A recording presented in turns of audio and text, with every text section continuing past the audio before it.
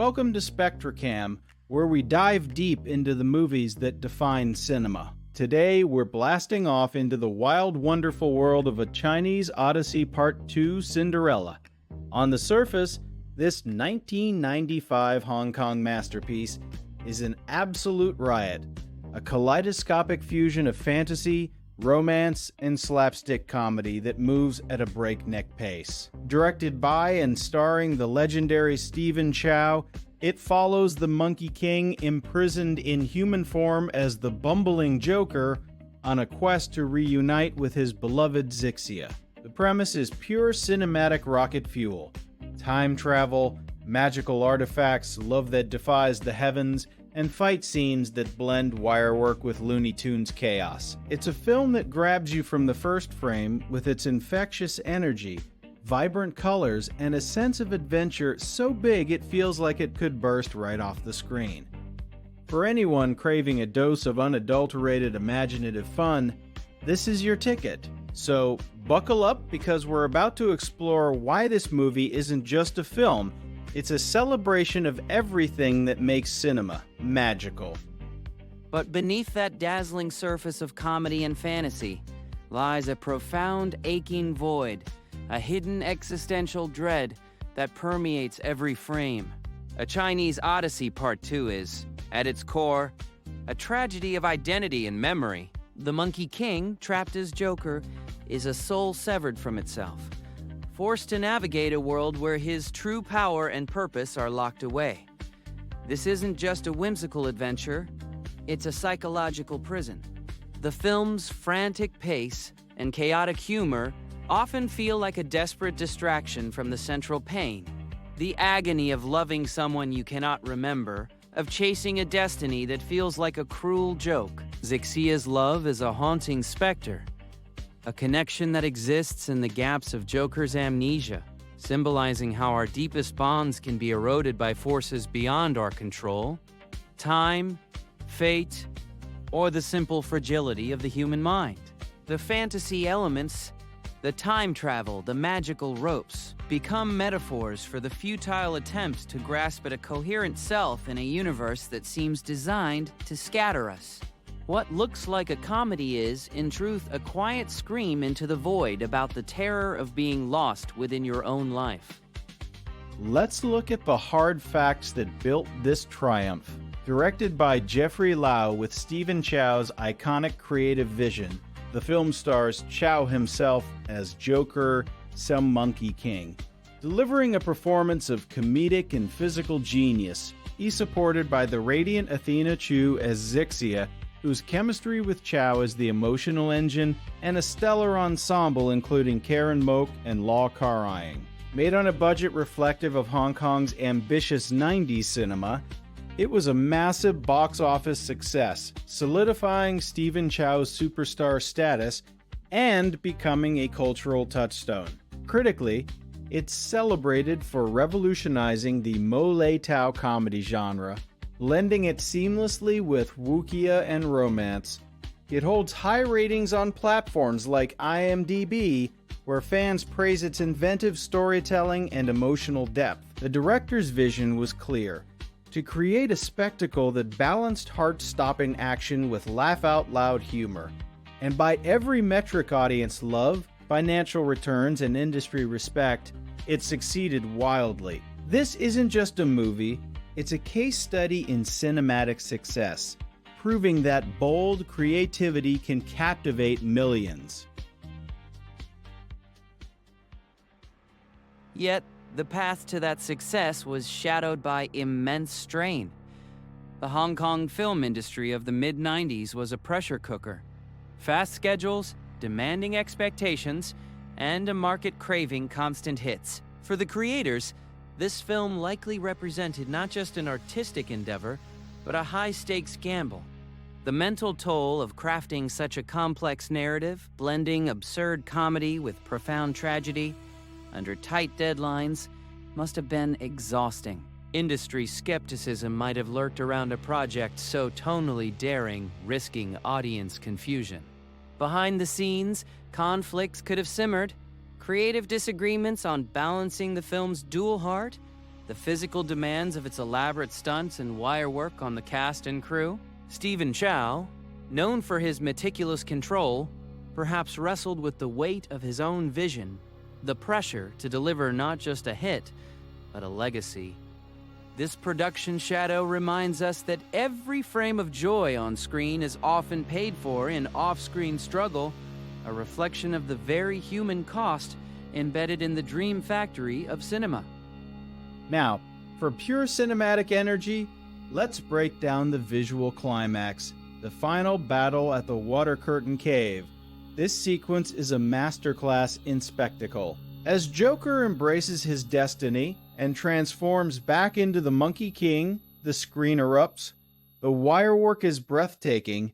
Chow moves with a godlike agility, defying gravity in flips, and leaps that feel both mythic and exhilarating. The set design is immersive, a cavernous fantasy realm brought to life with vibrant colors and dynamic lighting that makes every clash of staffs spark with energy.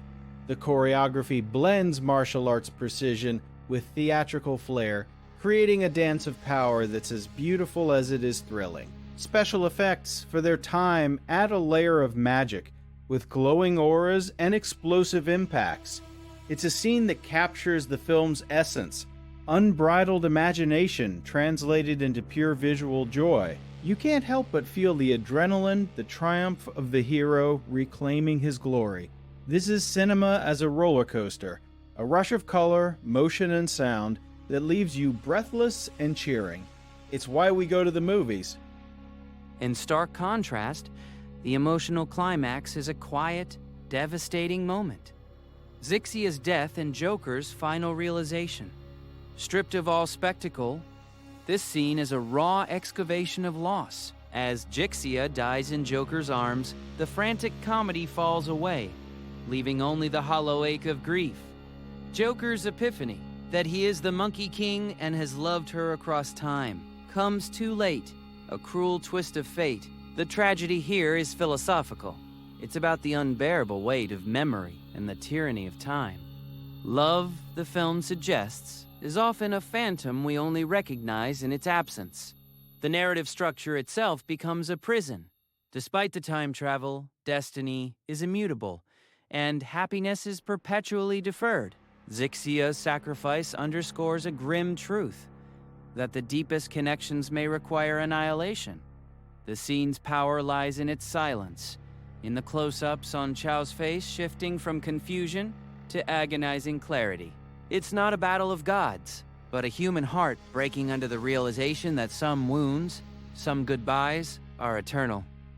This is the film's haunting core. The legacy of A Chinese Odyssey Part 2 is one of enduring hope and inspiration. For audiences, it's a beacon of creativity, showing that films can be wildly entertaining while touching the soul. Its positive cultural impact is immense. It inspired a generation of filmmakers in Asia and beyond. Proving that genre blending can create something timeless, fans cherish it for its message that love and heroism can transcend even the greatest obstacles. The character of Joker, with his journey from fool to king, resonates as a metaphor for personal growth and self-acceptance. In popular culture, its quotes, scenes, and themes are endlessly referenced, a testament to its joyful spirit. It brought Hong Kong cinema to wider global attention, fostering cross-cultural appreciation. This movie tells us that even in chaos there is beauty, even in confusion there is truth. It inspires us to embrace our own journeys with courage and humor, reminding us that cinema at its best lifts us up and makes us believe in magic. That's a legacy that shines bright. Yet, its legacy also carries a whisper of despair. Serving as a grim warning, the film reflects a profound human failure. Our inability to escape the narratives that bind us. Joker's struggle is ours, trapped by roles imposed by society, memory, or fate. We often only glimpse our true selves in moments of loss. The time travel plot, rather than offering freedom, reinforces a deterministic cage. Every attempt to change the past only tightens the chains of destiny. It's a reflection on how love and identity are casualties in the relentless march of time, a warning that enlightenment often arrives too late to save what matters most. Culturally, it mirrors the anxieties of its era. Hong Kong's 1997 handover loomed, bringing existential uncertainties about identity and future. The film's despair lies in its suggestion that we are all characters in a story we cannot rewrite, doomed to repeat our tragedies. It's a masterpiece not because it offers solace, but because it stares unflinchingly into the abyss of our own limitations, leaving us with a chilling question. What if our happiest endings are just illusions we craft to endure the pain? Final verdict: you must watch A Chinese Odyssey Part 2 Cinderella. It's a cinematic feast that delivers on every level: action, comedy, romance, and heart. Whether you're a fan of fantasy, Hong Kong cinema, or just great storytelling, this film is an essential experience. Its energy is contagious, its visuals are stunning, and its impact is lasting. So grab some popcorn, hit play, and let yourself be swept away. And hey, if you love this deep dive, show us some love. Smash that like button, subscribe to SpectraCamm for more video essays, and ring the bell so you never miss an upload. We want to hear your thoughts. Drop a comment below telling us your favorite scene or what this movie means to you. Thanks for watching, and remember, the best stories are the ones that make you feel alive. Until next time, keep exploring the spectrum of cinema. In the end, perhaps the film's true meaning lies in the silence after the laughter fades. It's a melancholic reflection on the space between who we are and who we might have been, between memory and oblivion, between memory and oblivion. A Chinese Odyssey Part 2 doesn't offer answers. It cradles the question like a fragile, fading dream. As the credits roll, we're left with the echo of Zixia's smile and Joker's empty gaze. A reminder that in our own Odysseys, we are all, in some way, both the hero and the fool, chasing phantoms of love and self in a world that forgets as quickly as it dazzles. The final haunting thought: maybe the greatest tragedy isn't the loss itself, but the beauty we only learn to see in its afterglow, when it's already gone.